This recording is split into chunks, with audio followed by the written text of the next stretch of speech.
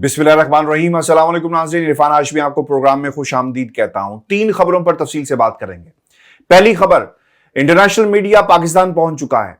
इमरान खान का मुकदमा अब इंटरनेशनल प्लेटफॉर्म पर लड़ा जाएगा। इसकी तफसीलात आपके साथ हम शेयर करेंगे और आपको बताते चलें, लंदन से नवाज शरीफ ने पैगाम जारी किया अपनी ही हुकूमत के खिलाफ।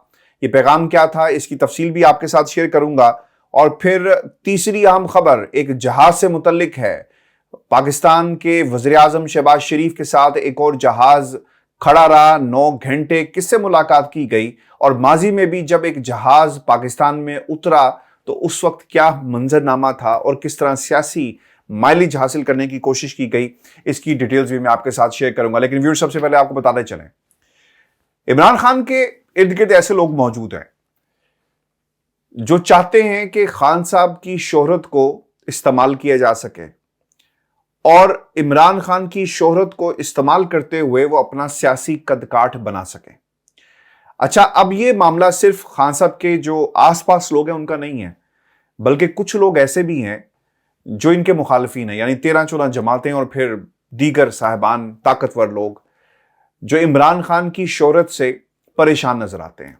ये 13 जमातों के लोग खाइफ नजर आते हैं, इसीलिए पाकिस्तान के पैमरा को इस्तेमाल किया जाता है। इदारों को सवाल लिखकर भेजे जाते हैं। जब हम इदारे की बात करते हैं तो इससे मुराद पाकिस्तान के मीडिया के इदारे हैं। मीडिया मैनेजर्स को कॉल करके कहा जाता है कि कितनी देर खान का खिताब चलेगा, नहीं चलेगा। एक टाइम वो आया, फिर जब इन्होंने देखा कि इमरान खान की मकबूलियत का ग्राफ दिन ब दिन इसमें इजाफा हो रहा है और इसका वाहिद हल ये होगा कि हम पाबंदी लगा दें, बिल्कुल उसी तरह जिस तरह नवाज शरीफ पर पाबंदी लगी। और फिर हमें एक मॉरली एक दिल को तसल्ली पहुंच जाएगी कि यार ठीक है, हमने भी तो पाबंदी लगा दी है। अगर हमारे लीडर की तकरीर नहीं चल रही तो फिर इमरान खान की भी तो तकरीर नहीं चल रही। लेकिन ये शायद भूल गए कि इमरान खान पाकिस्तान के मीडिया का मरहून मिन्नत नहीं है, ये मीडिया इमरान खान का मरहून मिन्नत है। मैं ये बात बड़ी जिम्मेदारी के साथ कर रहा हूं। आपने अक्सर देखा होगा कि इमरान खान का बयानिया, इमरान खान की तकरीर, इमरान खान जो बात करते हैं, इमरान खान का बनी गाला से बाहर निकलना, बनी गाला में जाना, उनकी जो पहली झलक किसी भी सेमिनार में, किसी भी जलसे में होती है, उसे कैमरे कैप्चर करते हैं।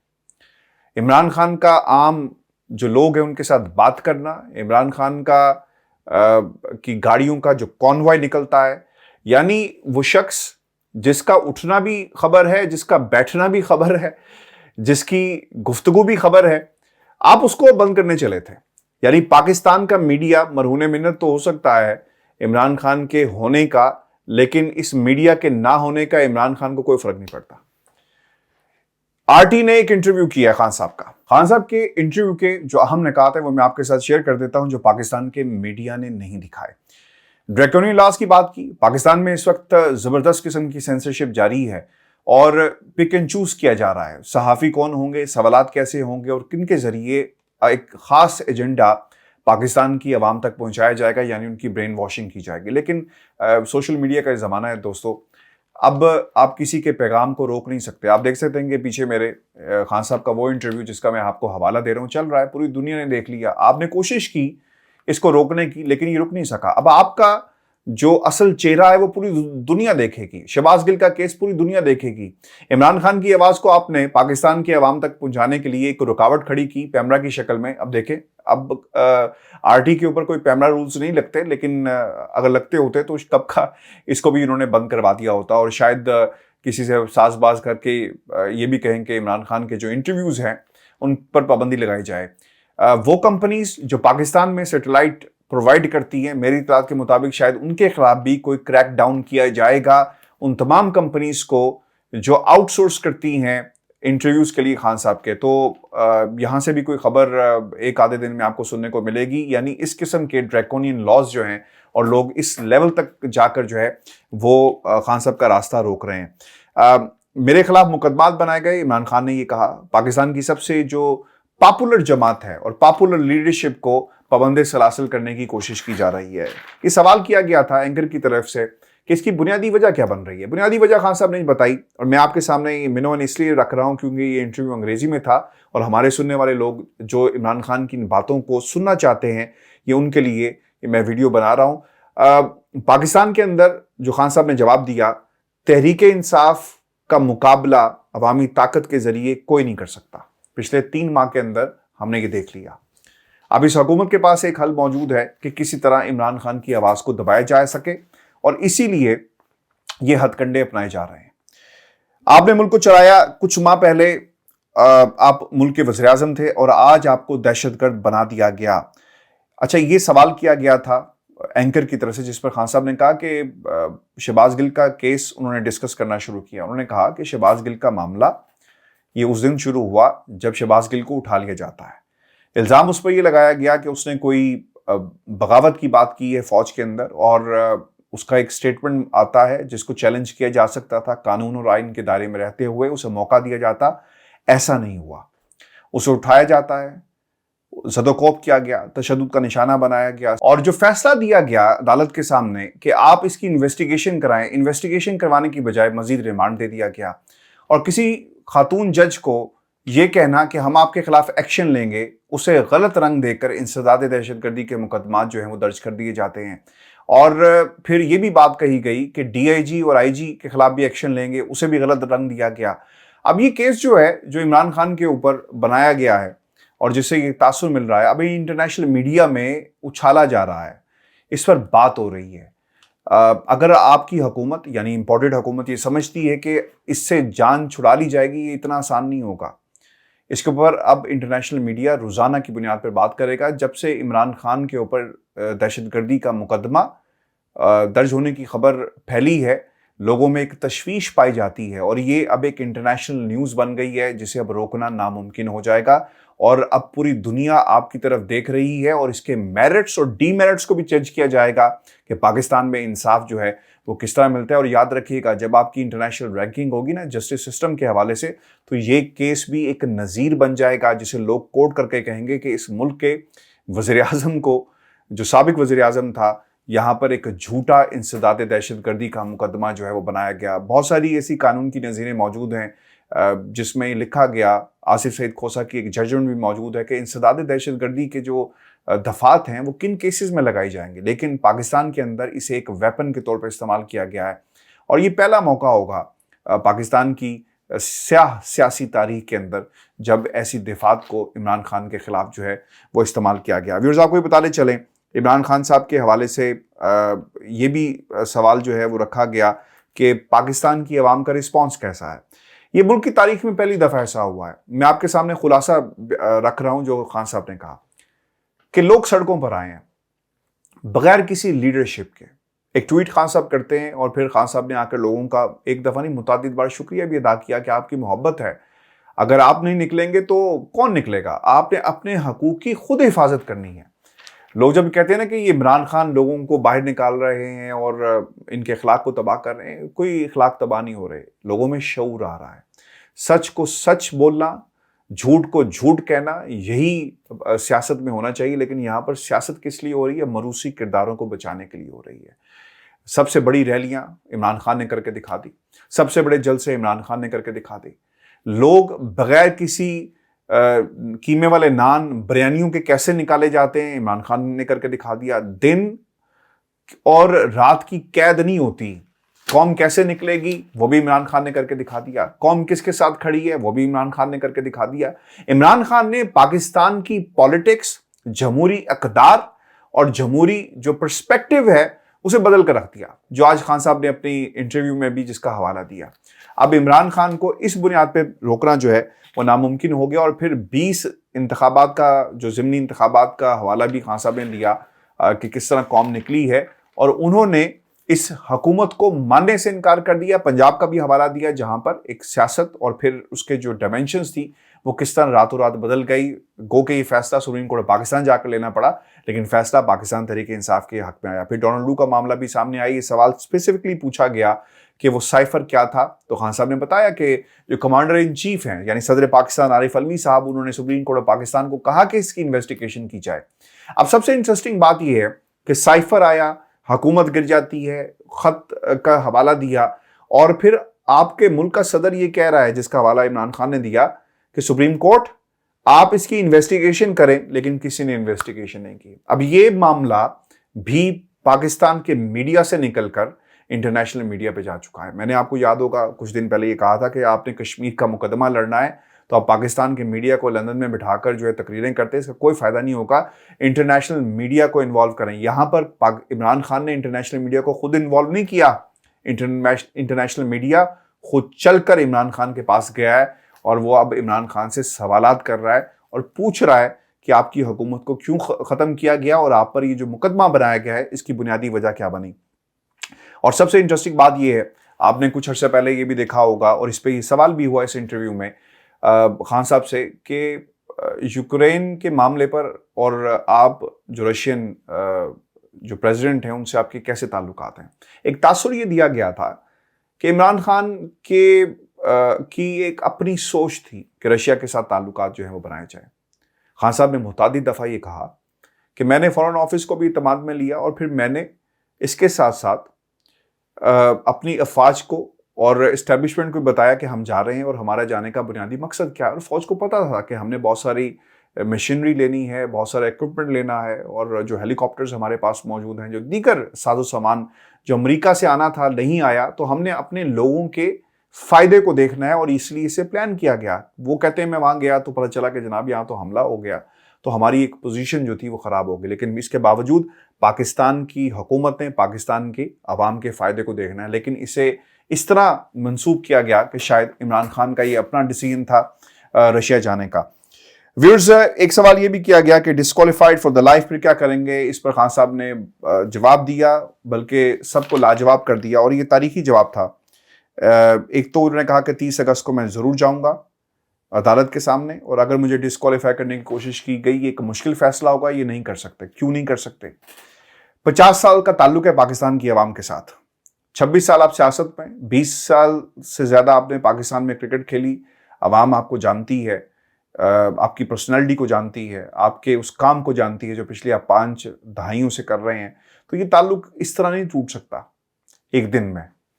آپ نے کوئی فیکٹریاں نہیں بنائی, آپ نے ایورن فیلڈ اپارٹمنٹس نہیں خریدے, آپ کے ماربل آرٹس پہ کوئی سیکریٹریٹ نہیں بنے ہوئے. ملک کے اندر آپ رہیں گے, بنی گالہ میں آپ کی سیاست ہوگی, پاکستان میں آپ کی سیاست ہوگی, اپنے لوگوں میں سیاست ہوگی.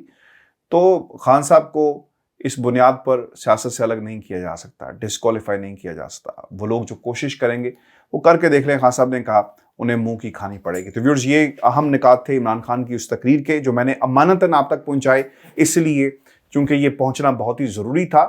عمران خان کی تقریر پاکستان میں کسی میڈیا آؤٹ لیٹ نے, کسی میڈیا کی ویب سائٹ نے اسے ہائی لائٹ نہیں کیا, لیکن یہ بتانا ایک ذمہ داری تھی, ایک امانت تھی جو میں نے آپ تک پہنچائی ہے. میں آپ کے سامنے ایک اور خبر بھی رکھ دوں, اور یہ اس لیے بھی امپورٹنٹ ہے کیونکہ خبر کے مطابق کہا یہ جا رہا ہے کہ نواز شریف صاحب نے غم و غصے کا اظہار کیا ہے. اور غم و غصے کا اظہار انہوں نے کن الفاظ میں کیا, وہ یہ کہتے ہیں کہ مفتاح اسماعیل, شہباز شریف دونوں کی کارکردگی سے مطمئن نہیں ہوں. نواز شریف سے ملاقات کے حوالے سے سہیل وڑائچ صاحب کی خبر تھی, وہ یہاں پہ آئے ہوئے تھے, ان کی ملاقات بھی. انہوں نے کہا کہ بار بار کہا کہ میں نے تو پہلے ہی کہا تھا کہ حکومت نہ لے اور الیکشن کی طرف جائیں. ایسا لگتا ہے کہ نواز شریف نے ذہن بنا لیا کہ اگر کوئی معاشی پالیسی وہ چاہتے ہیں تو اظہار ڈار ہی کے ذریعے ہوگی. وہ مفتاح اسماعیل پر اعتماد نہیں کر رہے اور سمجھتے ہیں کہ وزیر خزانہ کو معاشی پالیسیوں کا علم نہیں ہے. نواز شریف تحریک انصاف سے مذاکرات پر آمادہ نہیں ہے. وہ سمجھتے ہیں کہ عمران خان نے جو کیا اس کی سزا انہیں ملنی چاہیے, اس کے بعد ہی مذاکرات یا سیاسی حساب کتاب ہو سکتا ہے. وہ سمجھتے ہیں کہ عمران خان کے خلاف جو ہو رہا ہے ان کا وہ اپنا ہی بویا ہوا ہے. شہباز گل پر ان کا کہنا تھا کہ دیکھیں یہ خود کیا کرتے تھے, اب ان کا کیا حال ہو گیا. وہ سمجھتے ہیں کہ شہباز حکومت اچھا پرفارم نہیں کر رہی اور عمران خان کو بھی کوئی ریلیف دینے کو تیار نہیں. وہ عمران خان کو اپنا سب سے بڑا حریف اور فاشسٹ سمجھتے ہیں, چاہتے ہیں کہ پہلے اس سے نبٹ لیں, باقی معاملات بعد میں دیکھے جائیں گے. نواز شریف اپنے کیسز نہ سننے جانے پر اور ان کے جو معاملات لٹکے ہوئے ہیں اس پر کوئی بڑا ایکشن لینے والے ہیں. وہ براہ راست سپریم کورٹ کو خط لکھ سکتے ہیں. اس کا موقف ہوگا کہ دوسروں کے لیے تو عدالتیں رات کو کھل جاتی ہیں, میری ایک عرض بھی نہیں سن رہے. یہی ان کا آئندہ بیانیہ ہوگا جس میں وہ کہیں گے کہ ان سے انصاف نہیں ہوا اور سب کچھ عدالتوں نے کیا. پہلے وہ اسٹیبلشمنٹ اور عدلیہ اور سب کچھ عدالتوں نے کیا, عدلیہ دونوں کو ملا کر بیانیہ بنایا کرتے تھے. ایسا لگتا ہے کہ اب ان کا اگلا بیانیہ عدلیہ اور چند ججز کے خلاف ہوگا. اس پر وہ سیاست کرنا چاہیں گے. اور پھر یہ بھی بات اس میں کہی گئی کہ سوچ پروان چڑھ رہی ہے کہ جیل جائے بغیر مقدمات کا سامنا کیا جائے. جیل جانا کوئی اچھی حکمت عملی نہیں. جب جیل کا معاملہ ختم ہو جائے تو واپس آیا جائے. وہ محسوس کر رہے ہیں کہ حکومت ان کی پارٹی کی ہے. عدالت ان کے کیسز نہیں سن رہی. حکومت تو چل رہی ہے لیکن ان کے معاملات جوں کے توں ہیں. اور مریم سے وہ بہت مطمئن ہیں. وہ خوش ہیں کہ جو میں کہتا ہوں مریم ویسا ہی کرتی ہے. یہ بیان اور یہ خبر لگی. اس سے پہلے بھی میں آپ کے سامنے متعدد بار یہ بات کر چکا ہوں کہ نواز شریف صاحب پاکستان نہیں جائیں گے. اس وقت تک نہیں جائیں گے جب تک انہیں گرین سگنل جو ہے وہ نہیں مل جاتا. میں نے آپ کو اس سے پہلے بھی کہا تھا اور آج یہ خبر چھپنے کے بعد ہمارے اس موقف کی اور اس انفارمیشن کی تائید بھی ہو گئی کہ پاکستان کے حلقوں نے, طاقتور حلقوں نے ان کو ان کے حال پہ چھوڑ دیا اور انہیں کہا کہ یار تم سے جو کچھ ہوتا ہے کر لو, ہمارے سے کسی چیز کی جو ہے توقع نہ رکھنا. اور اب شاید سپریم کورٹ پاکستان آئندہ کا بیانیہ ججز کے خلاف ہوگا, عدالتوں کے خلاف ہوگا. اور اگر ایسا ہوا, یہ میں آپ کو اپنی پریڈکشن آپ کے سامنے رکھ رہا ہوں کہ اگر ایسا ہوا جیسا کہ بتایا گیا ہے تو پھر اس کا فائدہ بھی عمران خان کو ہوگا. یاد رکھیے گا, آپ نواز شریف صاحب ججوں کو گالیاں نکالیں گے نا تو سارے کا سارا فائدہ نواز شریف کو نہیں عمران خان کو ہوگا. اور عمران خان کو آپ انہی عدالتوں سے جو ہے وہ نااہل کرانے کے لیے پورے کے پورے جو ہے وہ پر تول رہے ہیں. تو یاد رکھیے گا فائدہ آپ کا نہیں عمران خان کا ہونے جا رہا ہے. ویورز, ایک اور بھی بڑی امپورٹنٹ خبر ہے اور شہباز شریف یا پاکستانی حکام کی اسرائیلی حکام سے ایک جہاز دوحہ میں رکا. یہ شہباز شریف کا جہاز تھا, اس کے بالکل ساتھ جو ہے یہ جہاز موجود تھا. یہ جہاز کس کا تھا؟ یہ شہباز شریف کا جہاز جو ہے وہ J756 ہے اور اسرائیلی خفیہ ایجنسی کا موساد کا ایک خصوصی مشن جیٹ N467 جو تھا وہ اسرائیل سے دوحہ پہنچا. اس پہ شری مزاری نے یہ کہا کہ 9 گھنٹے ساتھ رہے.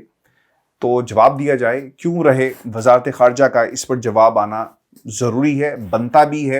اور یہ اس لیے بھی ضروری ہے, میں آپ کو تقریباً 2018 میں واپس لے کر جاؤں گا اور اسی طرح کا ایک جہاز پاکستان آیا. کیا وہ واقعی اسرائیلی جہاز تھا, طیارہ تھا؟ اس پر بہت زیادہ باتیں بھی ہوئی. اور میں آپ کو بتا دوں کہ اس وقت طلعت حسین صاحب نے یہ کہا تھا کہ اسرائیلی طیارے کی پاکستان آمد اور مبینہ مسافر کی واپسی کی خبر سوشل میڈیا پر پھیلتی جا رہی ہے. سرکار کو اس کی وضاحت کرنی ہے. اقرار یا انکار, خاموشی بڑے مسائل کو جنم دے گی. ایران اور دوسرے ممالک کھڑے کانوں کے ساتھ اس افواہ نما خبر کو سن رہے ہوں گے. طلعت حسین صاحب, فوری طور پر آپ اپنا ٹویٹر کھولیں اور ٹویٹ کریں اور اپنی لاڈلی حکومت سے یہ سوال کریں کہ بتایا جائے کہ آپ وہاں پر کیا کر رہے تھے. پھر اس کے بعد کیا ہوا, طلعت حسین صاحب کے پاس ایک کلیریفیکیشن بھی آ گئی. کسی اسرائیلی طیارے کی پاکستان کی کسی بھی ایئرپورٹ پر آمد کی افواہ میں قطعی طور پر کوئی صداقت نہیں, کیونکہ ایسا کوئی طیارہ پاکستان کی کسی بھی ایئرپورٹ پر نہیں اترا. یہ ترجمان تھے ایویشن اتھارٹی کے. 2018 میں کس کی حکومت ہے؟ آپ کو یاد رکھنا ہوگا, خان صاحب کی حکومت تھی. حقیقی صورتحال, اس پہ ایک ٹویٹ کیا گیا فواد چودھری صاحب کی طرف سے. وہ کیا کہتے ہیں کہ حقیقی صورتحال یہ ہے کہ عمران خان نواز شریف ہے اور نہ اس کی کابینہ میں آپ جیسے جعلی ارسطو ہیں. ہم نہ مودی جی سے خفیہ مذاکرات کریں گے نہ اسرائیل سے. آپ کو پاکستان کی اتنی فکر ہوتی جتنی ظاہر کر رہے ہیں تو آج ہم ان حالات میں نہ ہوتے. اس لیے جعلی فکر نہ کریں, پاکستان محفوظ ہاتھوں میں ہے. اور یہ حکومت حقیقی صورتحال فوری طور پر واضح کرے. یہ احسن اقبال نے ٹویٹ کی تھی جس کا جواب جو ہے وہ دیا گیا. پھر ایک جو ٹویٹ کی گئی تھی اور جہاں سے یہ خبر آئی, اسرائیل بز jet فلیو from Israel to Islamabad, Pakistan on the ground 10 hours and back to Israel. A cleared flight planned with usual 5 minutes ground time, trick in Amman. یہ پھر اس میں اس کا وہ جو ٹریکنگ ہوتا ہے وہ پورا کا پورا ریکارڈ جو ہے وہ سامنے آتا ہے. پھر پاکستان ٹیلی ویژن کی طرف سے بھی اس کا ایک پورا موقف آ گیا. اور پھر بی بی سی نے ایک سٹوری کی. بی بی سی کہتا ہے کہ کیا واقعی طیارہ کوئی آ سکتا ہے؟ پاکستان اور اسرائیل کے مابین سفارتی تعلقات نہیں ہیں, اس لیے دونوں ممالک میں رجسٹرڈ طیارے ایک دوسرے کی فضائی حدود میں نہیں آ سکتے. پھر انہوں نے اس کی توجیحات جو ہیں وہ دینا شروع کر دی اور وغیرہ وغیرہ. یہ چیزیں ہوئی ہیں. اب یہ ٹویٹ شری مزاری صاحبہ کی طرف سے کی گئی اور پھر اس کے ساتھ ساتھ جو دوسری ٹویٹ ہے جس کو دیکھ کر یہ ٹویٹ کی گئی وہ بھی میں آپ کے سامنے رکھ دیتا ہوں, کیونکہ یہ ٹویٹ ہے باقر سجاد صاحب کی طرف سے. بڑے زبردست قسم کے رپورٹر ہیں ڈان کے، انہوں نے کہا کہ any one with the insights Israeli jets in the parking area what happened during that 10 hours 9 hours جس کا حوالہ دیا گیا ڈیوریشن شری مزاری نے لکھا. تو اس کا جواب پاکستان کی وزارت خارجہ سے آنا بہت ہی ضروری ہے. اگر کوئی گفتگو ہوئی ہے وہ بھی بتائی جائے، اور اگر نہیں ہوئی تو اس کے حوالے سے بھی اپنے کلیریفیکیشن دی جائے کہ یہ خبر اصل میں ہے کیا. ویورز، یہ ہمارا آج کا پروگرام تھا، کافی لمبا ہو گیا. اپنے کمنٹس ضرور بھیجیے گا، چینل کو سبسکرائب کرنا مت بھولیں. اجازت دیجیے، اللہ نگہبان.